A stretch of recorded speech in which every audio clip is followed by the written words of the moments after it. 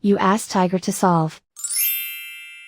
This deals with linear equations with one unknown. The final result is y equals -4/3. Let's solve it step by step. Simplify the expression.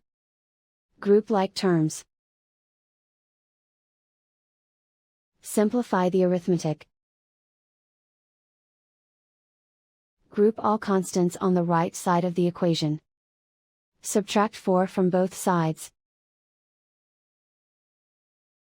Simplify the arithmetic.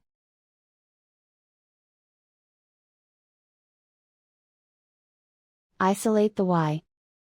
Divide both sides by 3. Simplify the fraction.